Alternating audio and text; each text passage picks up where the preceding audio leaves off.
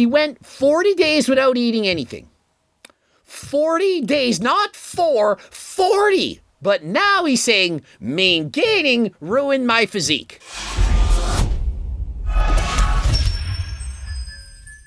Coach Gregan yet again seems that maintaining ruined a guy's life. That for some reason you just can't be normal or else you're screwed. This time, the latest edition, Connor Murphy. Do we all know Connor Murphy's backstory? Well, if you don't, basically the guy got millions of followers, had an incredible physique.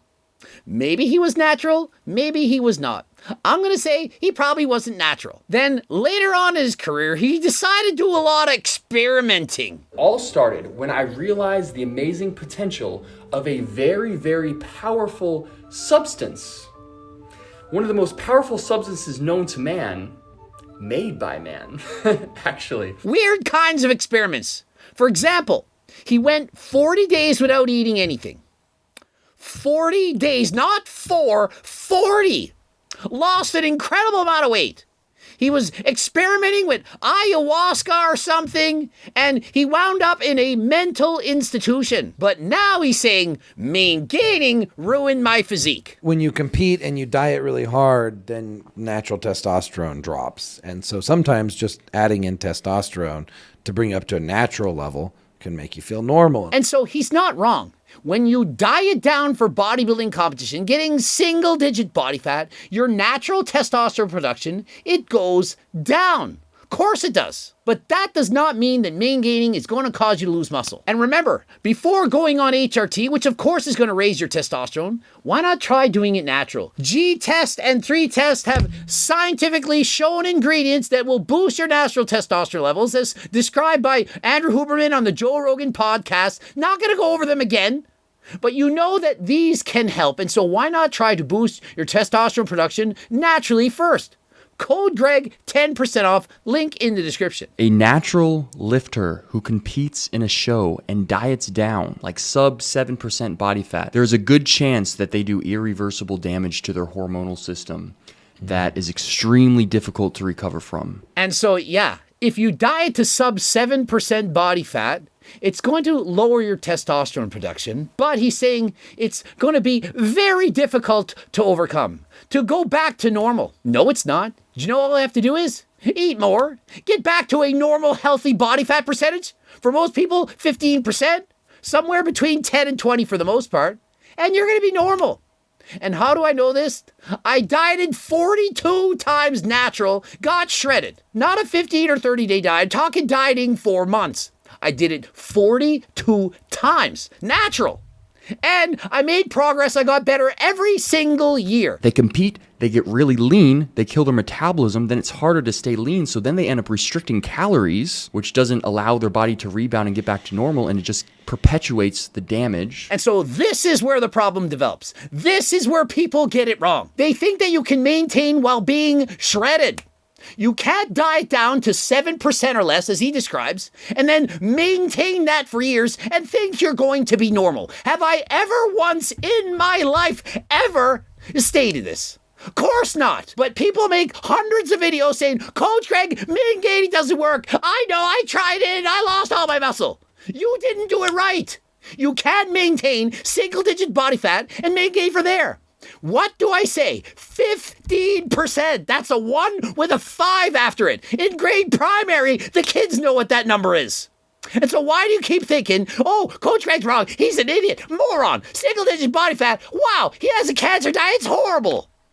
Do you know what's horrible is people not listening to the very simple and basic advice that I give. 15% body fat, you maintain. You remain healthy all the time. You don't then cut to 7% and try to maintain from there. You stay at a 15% body fat, something that's healthy, and you do it for life, and you slowly put on muscle from there. And so no, maintaining didn't ruin your body. Maybe starving yourself and not eating for 40 days did. Or perhaps dieting to do a bodybuilding competition, getting shredded like Tristan Lee year-round could do it. Or maybe you use SARMs or steroids and it ruined your hormones, and that's the cause, but it's not maintaining. And that's what happened to me. So I competed, and I destroyed my hormones, destroyed my metabolism. And so do you really think it was the fact that he tried to maintain that ruined his physique? Or do you think it's perhaps he used performance-enhancing drugs? Or didn't eat for 40 days? Or that he tried to stay too lean? Imagine if he had listened to Coach Greg's advice. Oh, main gain at 15%. So what happens if you do a bodybuilding show? You diet down, you get to 6%, you're shredded. Do you know what you do after that? You go back to 15% in main gain. That's how it works. Even Chris Bumstead, he's on his bulking diet. You guys really think Chris is bulking? He's going back to his maintenance body fat. And for Chris, it's perhaps around 10%. He diets down to 4% to win the Mr. Olympia. Then he regains the body fat so that he's healthy. He doesn't try to maintain at 4% and maintain that condition year round. And yeah, you're a social media influencer. People click on your videos if you look better. Does that mean you're forced to maintain 4 or 5% body fat? Of course not. And so take Alex Eubank, for example. The guy's got over 1 million followers on Instagram, super popular, and yet he's above 10% body fat, but he wants to diet down and then take HRT to maintain that physique. Why does he have to? He already looks amazing. He has millions of followers, making serious bank, and he's gonna send it? Why? He doesn't need to. And so you're blaming social media pressures, but really that pressure, it's put on yourself. You're choosing to have that physique. You're choosing to want to go after that. And so don't blame social media. Oh, I had to look better. I had to look better because it's my job. No, it's not. You already make more money than 99% of the world. I was essentially for the next couple of years eating in a deficit, and that, yeah, it didn't allow me to rebound. He was not eating in a deficit for a couple of years. When you're in a deficit, you lose weight. If you're dieting for 2 straight years, you would literally be anorexic and potentially could unalive myself. Think of it. If you even lost a half a pound a week for 2 years, that's 50 pounds. Probably doesn't even have 50 pounds to lose. And when has been on a calorie deficit for 2 years been a part of main gaining? Keep your body fat the same and slowly put on muscle. If you're eating in a deficit, you're cutting. Main gaining is to keep the same amount of fat. You build muscle. You don't lose muscle and lose fat. That's a diet. I was only main gaining like my entire life. And essentially my body didn't even understand that lack of food could even be a thing. And now all of a sudden it shocks the body. And so he says, I was main gaining my entire life. And you know what? If he was at 15% body fat his entire life, main gaining would have worked 100%. Think of it, he would have been at a healthy weight, eating the proper amount of nutrition, and he could have just trained and put on muscle for years. And so if you blame main gaining on not looking the way you want, it's because you did it wrong. You were actually dieting. You get it now? Oh, well, my sex drive drops down a lot, and I feel like my body and my brain is telling me to go get food. And so Tony Huge, Connor Murphy, myself, anyone who's ever dieted and got shredded, they all experience this. Less energy, lower mood, lower libido. You just don't feel right. Why? Because your body fat is too low. And so what is the answer? Eat more. And so does main gaining say you can't eat more? No. It says eat the appropriate amount of nutrition to get your body fat where it should be within your genetic predetermined limit and gain muscle from there. It's so simple. I feel like I could go into a school of which I used to teach at the elementary level and say, hey kids, I'm going to teach you what main gaining is. And by the end of the video, all the kids in the class would understand it more than 99% of people watching my videos. Why is that? Why are children smarter than people watching YouTube? So you think if you have high body fat percentage, then it's probably easier to do a caloric deficit because you can utilize the fat cells of your body for fuel. But if you're already lean and you're trying to maintain that leanness, then it can have quite a mental detrimental effect. Exactly. When your body has a ton of fat and you go on a diet, it uses the fat stores from your body fat. It says, yeah, no problem. You don't need to eat that much. It says, we're good. We'll get the energy from those 50 extra pounds of fat you got. But when you're shredded, you have hardly any fat left. The body's thinking, we don't want to get rid of that. We're going to use up some of that muscle tissue. Perhaps we'll use up the biceps. We want to hold on to some fat. And so it becomes harder to stay healthy when you're too lean. If you're really fat, you go on a diet, not a problem. You get the energy from the fat stores. But when you're very lean and you go on a diet, it's not good.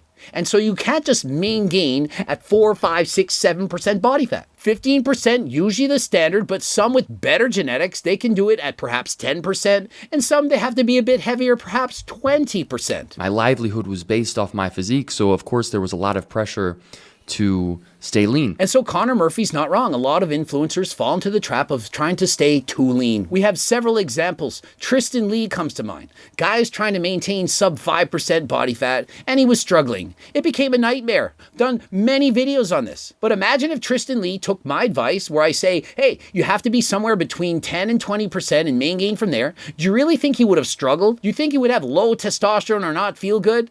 And so all these people making videos and they have crushed testosterone levels, would it not all have been cured by simply main gaining? And so was the problem main gaining? Or is the problem dieting down to try to get too shredded to impress other people? And so we have guys like Alex Eubank, Joe Frazier. They're thinking, I might need to go on HRT because I'm trying to maintain this very lean physique, and it's hard. And that is your choice.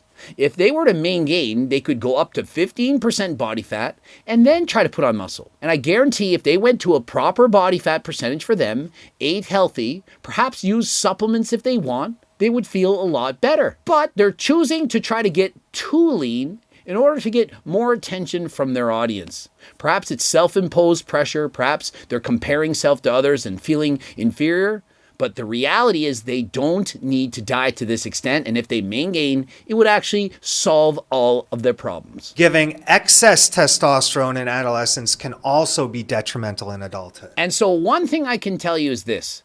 If you're thinking about doing a diet, trying to get shredded and thinking, well, because my testosterone levels are going to go low, the solution is I should hop on HRT right now. The answer is that is stupid. You're thinking you don't want to diet down because it's going to mess up your hormones? Well, taking HRT is going to mess them up even more. HRT is for life. A diet to get shredded, it's temporary. Now, remember, you can't maintain the contest shredded physique year round. That is not an acceptable solution, and it's not possible if you want to feel healthy. And so don't watch this video and think you need HRT if you're dieting. If you want to diet down, you need to go on HRT. Think dieting too much, it's hard, it's not smart. And what my suggestion is don't diet to the extent. Stop trying to reach single-digit body fat. Get to a healthy body fat and main gain from there. Remember, get your diet in check, but you can always use G-test or 3-test to help boost your natural production of testosterone. It's a better choice than simply jumping on HRT. And if you do need HRT, as some people do, go and check it out with your doctor. Don't just do it on your own. Get advice, consent, make sure the doctor's aware. Ending it here. Subscribe, click the bell button, comment for your algorithm, like the video if you liked it, watch the bloops, follow me on Instagram, Greg Doucette IP Pro, HTLT Sups, code Greg 10% off, cookbooks, training books, coaching plans by me and my team. And until next time, I am out.